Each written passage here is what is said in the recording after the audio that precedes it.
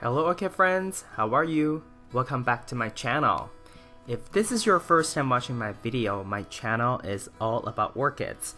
From what orchids I have, how I grow them, my thoughts on certain orchid topics, to what orchids in my collection are blooming, etc.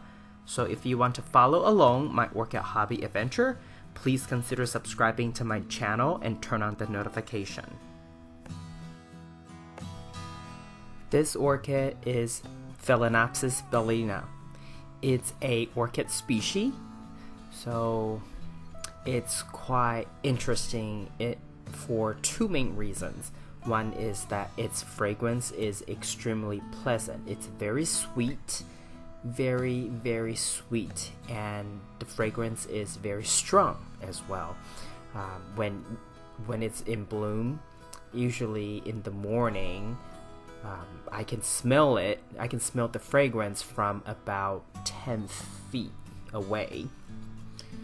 And the second main characteristic of this orchid is that it's a sequential bloomer. So the flower spike will continue to elongate and give you more blooms. It may not necessarily give you too many blooms at one time, but as long as the flower spike is green and is still growing, you do not want to cut it off. So that's the characteristic of sequential bloomers. And this is one of the two Bellinas I have. I purchased this one earlier this year. It came to me as a near mature, maturing size. So it was going to be mature, but not quite. But thankfully this summer, right now, it's giving me a bloom, so that means it's blooming size. But I'm pretty sure that this orchid will continue to become more mature as time goes on. And that really usually means for orchid that they will have more leaves, but then probably multiple spikes, because I've seen some really established bellinas with multiple spikes, and each spike would have 3-4 flowers. And so when it becomes a really mature plant, it may potentially have 3, 4, 5 flower spikes, and each spike will give you 3-4 flowers, so that's more than 10 flowers at one time. So it could be really interesting. I really like this plant because it is totally amazing in terms of its fragrance, but I also really like how the pink is distributed within the flower. This one is slightly more on the pink side, but I have seen some Bellina with more purple, or Bellina the cerulean variety, or even the indigo variety, which would have more blue/purple color on the flower. But this one is more pink, but still it's quite adorable. It is currently still sitting in the original cup and original media, sphagnum moss, as it came to me, because at the time earlier this year it was still end of winter, early spring, and it was still quite cold, so I didn't want to repot at the time. But then as time went on, the weather became warmer, but then I noticed that it was starting to put out a spike, so I didn't want to disturb the orchid, so I just waited, and now it's in flower, so I haven't had a chance to repot it. But usually when I get a new orchid, I know some people would repot their orchids as soon as they get them, to avoid potential pest problems that come with the orchid. But after some examination of this orchid and the media, I didn't find anything too questionable, and the sphagnum moss look pretty okay. It's not old, it's not broken down. So I just decided that I'm gonna keep it as is for it to continue to grow faster, to mature, versus me trying to repot it and mistakenly setting it back.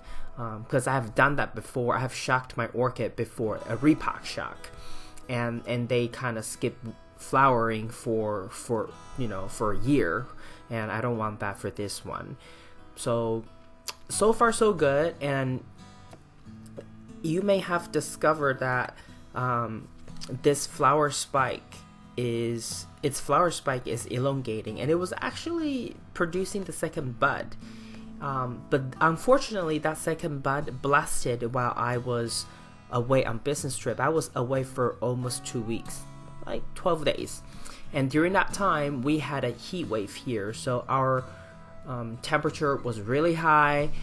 Even though I set my apartment to be a certain temperature, but still, because in my sunroom, it's much closer to the outside with the big windows. So I think it went up to like close to 90, right? And outside temperature, it was like 109 Fahrenheit, so it was like 41 degree Celsius. So it's really hot. So the second bud blasted.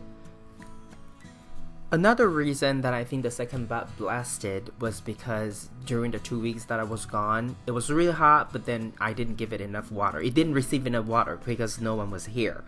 And that's why the second bud blasted.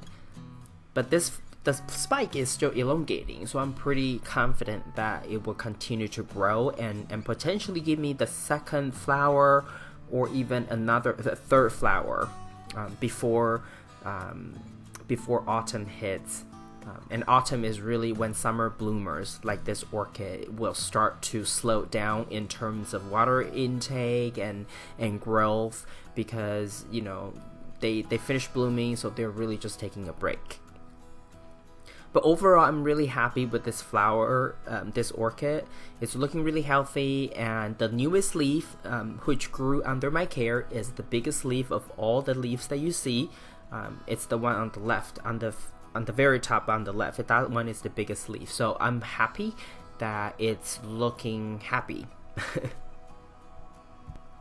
Somebody once told me before that in the orchid world, species like Bellina, like this one, and Violacea are the two most fragrant orchid with most pleasant fragrances. And I think I would definitely have to agree, because with all the fragrant orchids that I have, I think these two orchids, like the Bellina, for example, is most fragrant, and the fragrance is very, very pleasant. It's very sweet. And in the early morning when the sun shines, it just delivers the most amazing smell. And in the morning, it's just a nice thing to take a good sniff at your blooming, fragrant orchid. The care I give to this orchid is usually, in terms of watering, I give it about quarter cup of water, and the water I use is reverse osmosis water. And when I need to give it fertilizer, I use quarter strength. This is in a 2.5 inch cup. So based on my experience, quarter cup of water, or between 1/8 and 1/4 cup of water for any orchid in 2.5 inch pot with sphagnum moss, that is, pretty optimal, at least for orchids in my environment. But depending on the temperature and humidity, and also how I feel in terms of its weight, I would decide if I wanted to give it water quantity more toward quarter cup or more toward 1/8 of cup. The other Bellina that I have is the wild form. So it has slightly skinnier petals and sepals, and it's more narrow and long, and it looks like it's on fire. And in Chinese, they actually call it the fire form Bellina, but I think we just call it the wild form in English, in the Western hemisphere. But overall, I really think that this is a lovely orchid that every orchid hobbyist should have. This is all I have for you today. If you like this video, please give it a thumbs up. And if you would like to get more orchid related videos from my channel, please subscribe and turn on the notification. I want to wish you happy growing, and I will talk to you in my next video. Ciao!